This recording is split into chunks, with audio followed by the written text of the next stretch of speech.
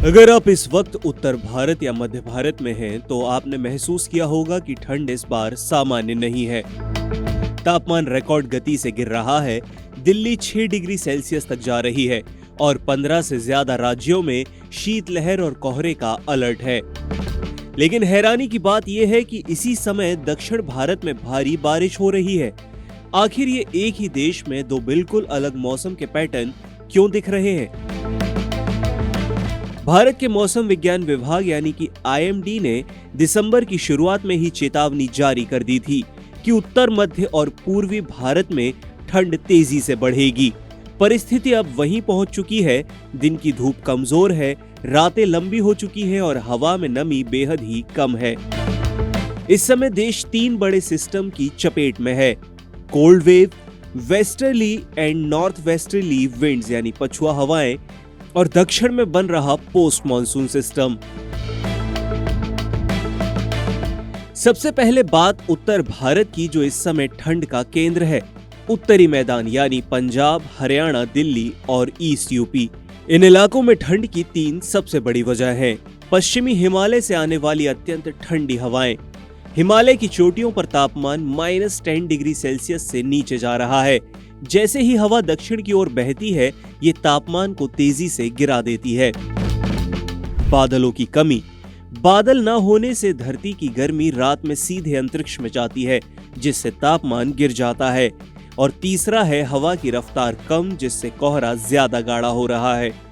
घना कोहरा inversion layer के कारण जमीन की सतह पर जम जाता है। वहीं अगर पहाड़ी राज्यों की बात करें, जैसे कि हिमाचल और उत्तराखंड, तो यहाँ एक दिलचस्प स्थिति है। मौसम अभी सूखा है, यानी कोई बारिश या बर्फबारी नहीं है। इससे पैदा हुआ है सूखी ठंड, कड़क हवाएं और फसलों पर पाला। लेकिन IMD का अनुमान है कि 13 दिसंबर के बाद हल्की बर्फबारी और बारिश हो सकती है। इसका मतलब है कि ऊपर भी तापमान तेजी से गिरेगा और मैदानों की तरफ ठंड और ज्यादा बढ़ेगी। अब बढ़ते हैं बिहार और उसके आसपास के राज्यों की तरफ। बिहार में पछुआ हवाओं का सबसे ज्यादा असर दिखाई दे रहा है। पछुआ हवाएं अगले 48 घंटों तक 15 से 20 किलोमीटर प्रति घंटे की रफ्तार से चलेंगी। ये उत्तर पश्चिम की दिशा से आती हैं और तापमान को कई डिग्री तक गिरा देती हैं। पटना, गया, भागलपुर, इन सभी जगहों पर सुबह की ठंड में अचानक उछाल दिखाई दे रहा है। मध्य भारत में मध्य प्रदेश, छत्तीसगढ़, झारखंड या उड़ीसा की बात करें तो इन राज्यों में कोल्ड वेव और डेंस फॉग की स्थिति बन रही है। कोहरे का असर यहाँ सड़क और रेल यातायात पर सीधा दिखाई दे रहा है। दक्षिण भारत की कहानी इससे बिल्कुल ही उलट है। दक्षिण भारत में भारी बारिश है।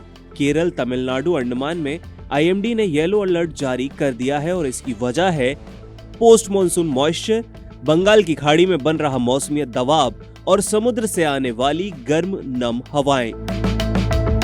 जहां उत्तर भारत सूखी ठंडी हवाओं से जूझ रहा है, दक्षिण भारत गर्म नम हवा और लगातार बारिश में फंसा हुआ है। इसका असर स्वास्थ्य पर पड़ रहा है। कोल्ड वेव शरीर पर अचानक प्रेशर डालती है। बच्चे, बुजुर्गों और खासकर अस्थमा के रोगियों को इस समय खास सावधानी रखनी चाहिए। गर्म कपड़े और हाइड्रेशन जरूरी है। वहीं अगर यात्रा के हिसाब से देखें तो डेंस फॉग यानी कि लो विजिबिलिटी, ट्रेनों में देरी, फ्लाइट रद्द होने की संभावना और हाईवे पर स्पीड लिमिट से भी धीमी ड्राइविंग। इसका असर कृषि पर भी देखने को मिल रहा है। पाला सब्जियों को नुकसान पहुंचाता है।